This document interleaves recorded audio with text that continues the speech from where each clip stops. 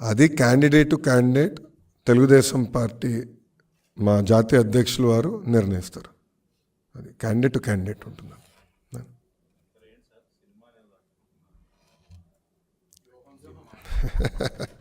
మాకు కూడా ప్రతివ్యూహం ఉంటుంది కదా.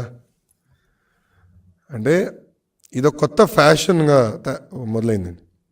కరెక్ట్గా ఎన్నికల ముందల ప్రతిపక్ష పార్టీలపైన బురద చల్లుతాం, ఉంది లేనట్టు చూపిస్తాం, సినిమాలు వేస్తాం. ఇది చూస్తే ఈ సినిమాకి అయ్యే బడ్జెట్ మొత్తం ఏకంగా సైకో జగన్ నుంచి వస్తుంది, ప్రతి రూపాయి వస్తుంది. ఇప్పటికీ ప్రొడ్యూసర్ గారు, డైరెక్టర్ గారు ఐ థింక్ మూడు సార్లు కలిసినట్టున్నారు జగన్. నిన్న మీరు చూస్తే ఆయన తరపున, అంటే రామ్ గోపాల్ వర్మ గారి తరపున పోరాడిన, న్యాయ పోరాటం చేస్తున్న లాయర్ నిరంజన్ రెడ్డి గారు. ఆయన ఎవరండి? వైకాపా రాజ్యసభ సభ్యుడు. సో తెలంగాణ హైకోర్టులో, లోకల్ కోర్టులో నిరంజన్ రెడ్డి వెళ్ళి ఆయన రామ్ గోపాల్ వర్మ తరపున పోరాడుతున్నాడు, న్యాయ పోరాటం చేస్తున్నాడు అంటే దాని అర్థం ఏంటి? దీని వెనకాల ఎవరున్నట్టు? ప్రభుత్వం. ఎస్, మాకున్న రైట్స్, రాజ్యాంగం మాకు రైట్స్ ఇచ్చింది, అది మేము కాపాడాలని కోర్టుని ఆశ్రయించాం. నిజంగానే సినిమా తీయాలంటే హూ కిల్డ్ బాబాయ్ తీయచ్చు, కోడి కత్తి పైన తీయచ్చు, ప్యాలెస్లో జరుగుతున్న అవినీతి పైన తీయచ్చు, లేదంటే ప్యాలెస్ కుట్రల పైన తీయచ్చు. అది చేయకుండా లేనిది ఉన్నట్టు చూపిస్తే తప్పనిసరిగా మేము పోరాడతాం. మాకు రాజ్యాంగం కొన్ని హక్కులు కల్పించింది, ఆ హక్కులనే కాపాడాల్సిన బాధ్యత కోర్టుల పైన కూడా ఉన్నాయి.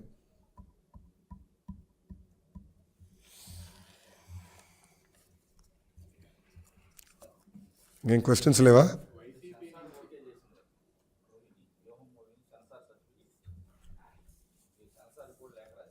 నేను సెన్సార్ బోర్డు స్టేట్కి రాశాను, సెంట్రల్ సెన్సార్ బోర్డు కూడా రాశాను, కానీ వాళ్ళు మేము రాసింది పట్టించుకోలేదు. అందుకే మేము కోర్టుని ఆశ్రయించాం. జనవరి 11th వరకు మళ్ళీ స్టే చేశారు, 11th మళ్ళీ వింటానని కోర్టు చెప్పింది. ఈ లోపల వీళ్ళు ఏం చేస్తారో చేయండి, we are ready for it, will face it.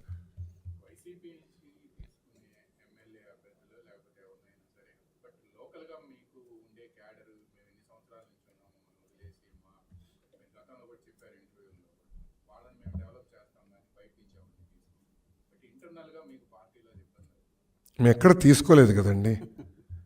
Fundamentally నేను అనేది ఏంటంటే, నేను ఎక్కడ చెప్పానండి? మీరే అంటున్నారు. నేను ఎక్కడ చెప్పలేదు, వస్తున్నారని నేను చెప్పలేదు, తీసుకుంటున్నాను కూడా నేను చెప్పలేదు. అంటే మీరు ఎజ్యూమ్ చేసుకుని నన్ను ప్రశ్నలు అడుగుతున్నారు, అని ఊహాగానాలు. రావచ్చు, వస్తే కదా, వస్తే మీరు ఏం చేస్తారు అనే డిస్కషన్. అసలు ఇప్పటివరకు చర్చలే జరగలేదు. మేము మా పనులు చేసుకుంటాం. బాబు షూరిటీ భవిష్యత్ గ్యారంటీలో మేము బిజీగా ఉన్నాం. చంద్రబాబు నాయుడు గారు కుప్పంలో పర్యటిస్తున్నారు, నేను మంగళగిరిలో పర్యటిస్తున్నా. వేదిక మీద పెద్దలందరూ ఎవరు వాళ్ళ నియోజకవర్గాల్లో తిరుగుతున్నాం.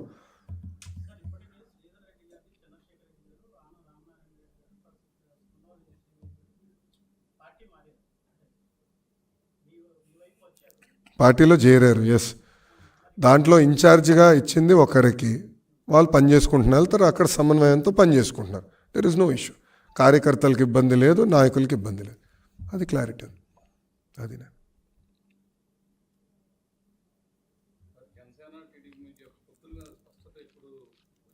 స్పష్టత ఉంది. సీట్లే అది పండగ తర్వాత మారుతారని ప్రకటిస్తారని ఇద్దరు చెప్పారు కదా. పవన్ కళ్యాణ్ గారు, చంద్రబాబు నాయుడు గారు చాలా స్పష్టంగా పండగ తర్వాత చెప్తున్నారు. క్లారిటీ మాకు ఇంటర్నల్గా అయితే ఫుల్ క్లారిటీ ఉంది.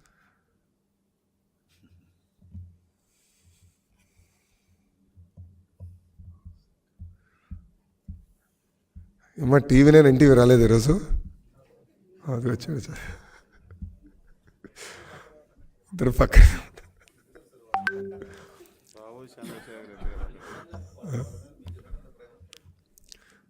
ఏంటి సార్ అంటే వాళ్ళు కూడా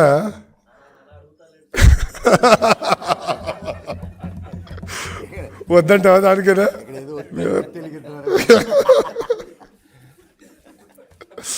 చాలా ఆఫ్ రికార్డ్ మాడదాంలేండి, మనల్ని ఎక్కువ ఫీల్ అవుతున్నాడు. ఓకే, పోస్టర్ రిలీజ్ చేస్తాం.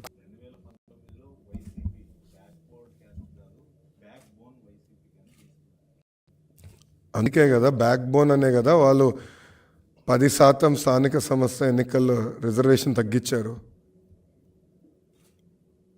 బ్యాక్ బోన్ అనే కదా కార్పొరేషన్ నిధులు లేకుండా విధులు లేకుండా తయారు చేశారు. ఒక్క ఆదరణ పథకం ద్వారా ఒక్క పనిముట్టు ఇవ్వలేదు ఈ ప్రభుత్వం. కళ్ళు గీత కార్మికుల్ని గాలికి వదిలేశారు. ఇంకో పక్కన మీరు చూస్తే వాళ్ళ సొంత బడుగు బలహీన వర్గాలు చెందిన ఎమ్మెల్యేలు ఈరోజు మాకు సరైన గౌరవం దక్కట్లేదని చెప్పే పరిస్థితి వచ్చింది. నిన్న వాళ్ళ ఎమ్మెల్యేనే మాట్లాడారు, ఆ వీడియో కూడా బయటకు వచ్చింది. సో పార్థసారథి గారు మాట్లాడారు. ఎన్ని వాస్తవాలు ఎన్ని బయటకు వస్తున్నాయి కదా.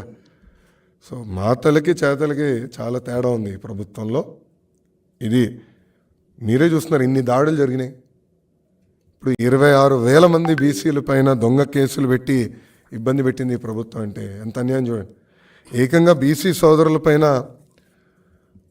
ఎస్సీ ఎస్టీ కేసు పెట్టి ఈరోజు ఏ జైలుకి వెళ్ళినా ఎక్కువ శాతం ఉండేది బీసీ సోదరులు. అంటే ఈ ప్రభుత్వం అంత వేధిస్తుంది. వేదిక మీద ఉన్న పెద్దలు కొంతమంది గురించి నేను ఈరోజు వివరించాను. ఇలా రాష్ట్ర వ్యాప్తంగా జరుగుతున్నాయి. సో చాలా ఏకపక్షంగా ఈ ప్రభుత్వం వ్యవహరిస్తుంది. సో అందుకే బీసీ సోదరులు కూడా చైతన్యం తీసుకురావాలి. మేము కూడా కొన్ని హామీలు ఇచ్చా పాదయాత్రలో. ఒకటి, బీసీ సోదరుల రక్షణ కోసం ఒక ప్రత్యేక రక్షణ చట్టం తీసుకొస్తాను. అంటే ఎస్సీ ఎస్టీ అట్రాసిటీస్ యాక్ట్ తరహా ఒక ప్రత్యేక రక్షణ చట్టం తీసుకొస్తాను. రెండోది, ఇప్పుడు కాస్ట్ సర్టిఫికేట్ అనేది పర్మనెంట్గా ఉండట్లా. ప్రతిసారి మా బీసీ సోదరులు మేము బీసీ సోదరులను చెప్పుకోవాల్సిన పరిస్థితి వస్తుంది. ఎందుకు ఉండాలి అలా? పర్మనెంట్ కాస్ట్ సర్టిఫికేట్ ఇస్తామని కూడా హామీ ఇచ్చా. రెండోది, టెక్నాలజీతో అనుసంధానం చేసి ఇప్పుడు బటన్ నొక్కితే భోజనం ఇంటికి వస్తుంది, బటన్ నొక్కితే క్యాబ్ ఇంటికి వస్తుంది, బటన్ నొక్కితే కాస్ట్ సర్టిఫికేట్ ఎందుకు రావట్లా? ఇప్పుడు Aadhaar number permanent, caste certificate ఎందుకు పర్మనెంట్ ఉండట్లా? సో పర్మనెంట్ కాస్ట్ సర్టిఫికేట్ ఇస్తాం. అదేవిధంగా యాప్ ద్వారా ఆ సర్టిఫికేట్ వాళ్ళకి అందుబాటులో తీసుకొస్తాం. సో ఏ ప్రభుత్వ ఆఫీస్ చుట్టూ తిరగకుండా అది అందజేసే బాధ్యత మేము తీసుకుంటామని చెప్పా.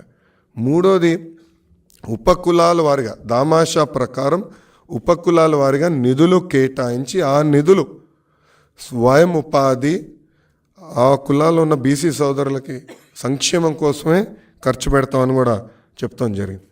ఇంకా నియోజకవర్గ స్థాయిలో కూడా అక్కడ ఉన్న బీసీ సోదరుల దామాషా ప్రకారం కమ్యూనిటీ భవనాలు కూడా ఏర్పాటు చేస్తామని మేము చెప్తాం జరిగింది. ఇంకా విదేశీ విద్య ఆపేసిన బెస్ట్ అవైలబుల్ స్కూల్స్ లాంటి ఈ అద్భుతమైన సంక్షేమ కార్యక్రమాలు మళ్ళీ మేము ప్రారంభిస్తామని చెప్పాం. లాస్ట్ పాయింట్ కూడా, స్థానిక సంస్థల్లో తగ్గించిన 10% రిజర్వేషన్ మళ్ళీ తెలుగుదేశం పార్టీ అధికారంలోకి వచ్చిన తర్వాత బీసీ సోదరులు కల్పిస్తామని కూడా హామీ ఇచ్చాం. సో ఇది పాదయాత్రలో జరిగినప్పుడు నాకు వచ్చిన ఫీడ్బ్యాక్ ప్రకారం పెద్దలతో చర్చించి ఇది మేము ప్రత్యేకంగా హామీ ఇచ్చేసాం. దీనిపైన ఇంకేం చేస్తే బాగుంటుంది, ఎలా చేస్తే బాగుంటుంది అనేది మేము చర్చించి ముందలు తీసుకెళ్తాం.